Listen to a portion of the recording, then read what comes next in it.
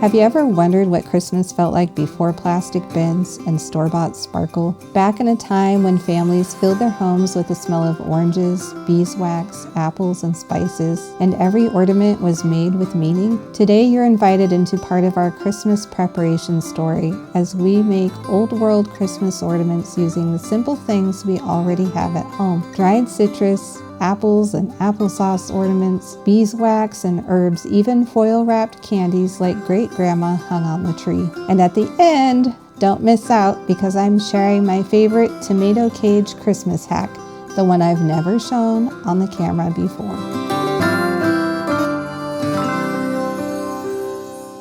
This one's getting anxious. Okay. Ready, Charity? Yeah, I'm more than ready. I've been ready for a long time. Okay.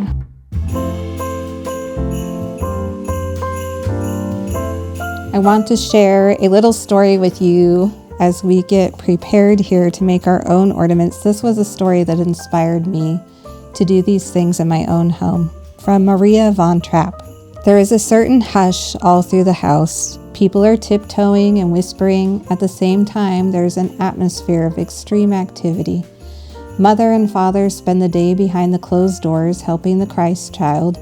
In our house, the large Christmas tree, 12 feet high, always beautiful, thick balsam fir, requires a lot of time to be decorated the old way.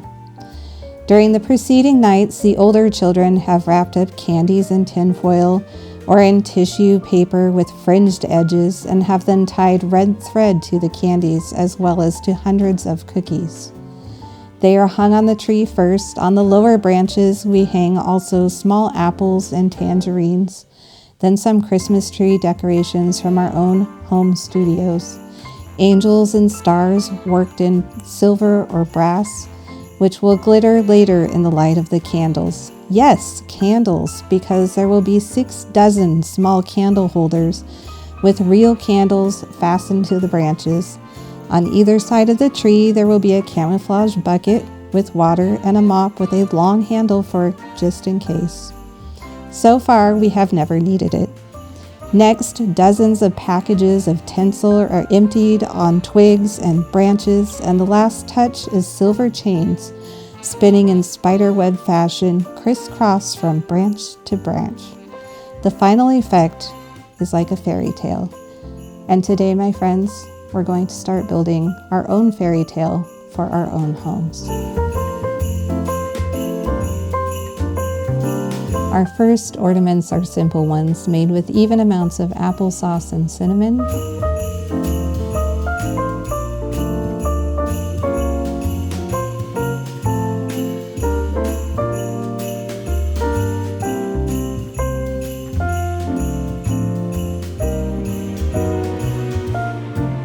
And then we are going to roll them out on a cutting board and cut them into any shapes that you desire. Today we are using a Christmas tree and a gingerbread man and a star. That's what I have on hand. You could freeform these. Maria von Trapp in her book had directions for making your own, but there are so many wonderful cookie cutters available. I'm sure you will have some on hand for this. No need to make your own here.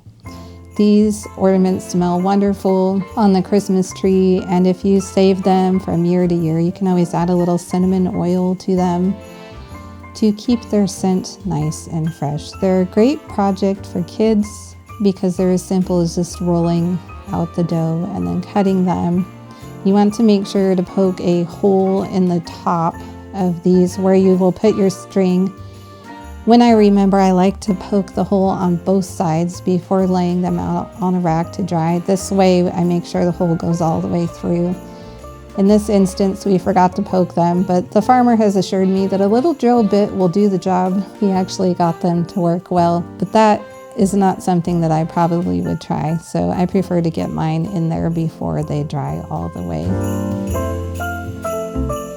You can lay these out on a cookie rack. You can even put them in the dehydrator. They'll dry a little bit faster, but these can totally air dry. No need for a dehydrator in your home. I remember making these as a child in first grade with my grandparents on Grandparents' Day, and I think my mom still has one tied with a little red ribbon.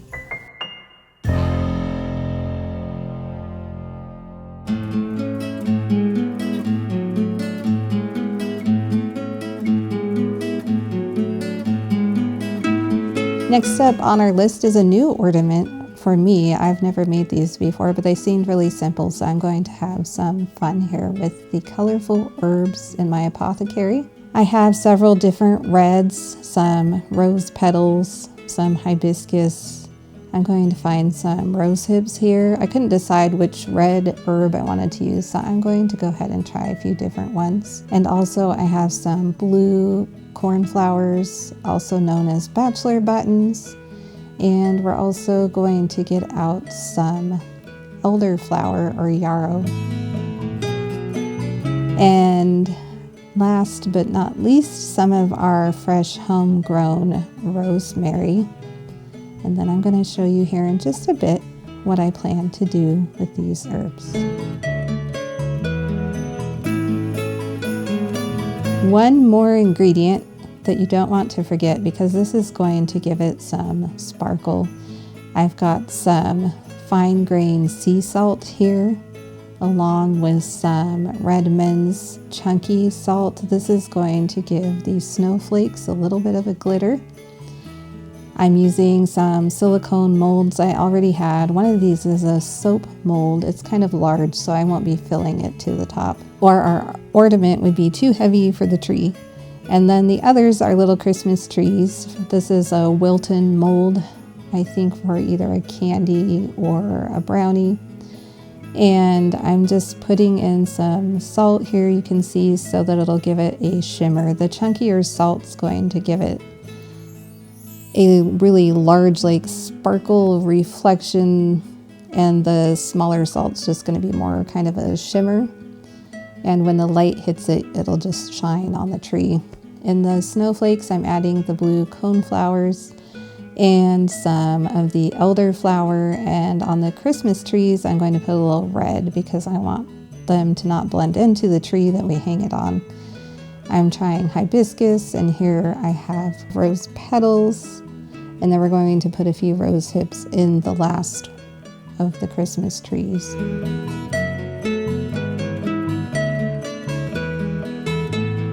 A little more salt. I missed some in that spot for a little bit more shimmer. And then I'm going to put a few little pieces of rosemary in each one of these trees. It'll give it kind of the pine look, and it'll add a lot of that rosemary fragrance to these. These ornaments have a natural fragrance.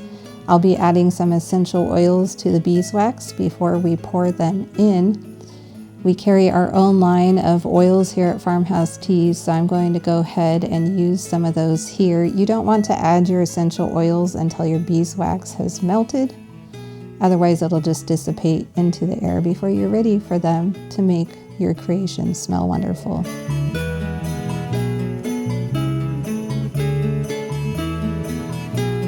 Make sure to wipe the water off the bottom of your pot so it doesn't drip in your beeswax. And then just cover your herbs and let them dry and let the beeswax harden. Once your beeswax has hardened, you can pop these out and put a string through them, and they are ready to hang on the tree.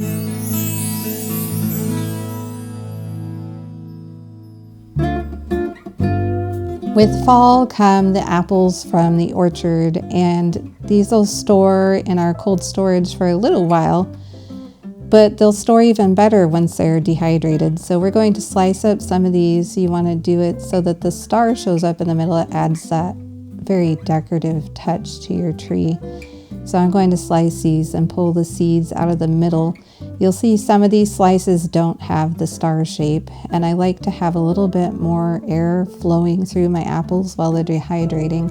So I'm going to add my own star shape here, and maybe a gingerbread man, and just kind of cut out the middle with the smallest cookie cutter I can find, because these are going to morph and change in the dehydrator, and if I don't cut them small, they will break. This way they'll dehydrate more evenly than if I left the pieces without the hole in the middle. Next up on the list are some limes.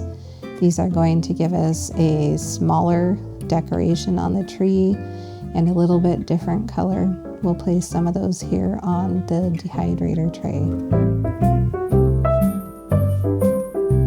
And then of course we have to have our dried oranges. We can't be without those. If you would love the step-by-step tutorial and exact directions for drying these, just perfect for your Christmas tree, make sure to check out the link down below where I have printable directions for these recipes. Next up on the list are some limes. It is citrus season, y'all, and so it's going into the dehydrator. This will give us a little bit different shape, a slightly different color, and they are ready to go in to be dried.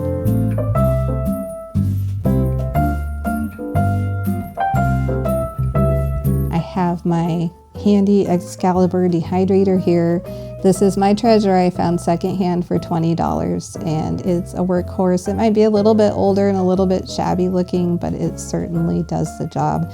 And for $20, it's really hard to argue with that.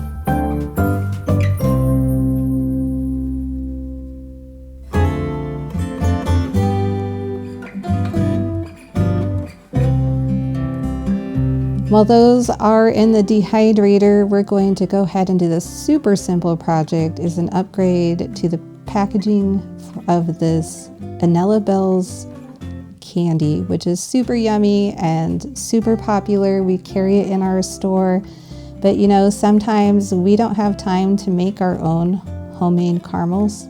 And this is a great way to turn this candy into a fabulous Christmas decoration by giving it a little twinkle. So I have my little buddy here, and we're going to get these wrapped up. She's not so little anymore, is she? We're just going to take the tin foil and wrap it around and then tie a string on it, and it's ready to go. Talk about a simple homemade decoration for the tree that you can eat. You don't have to store them anywhere. It just takes a tiny little bit of extra effort, and it's super fun for the kids.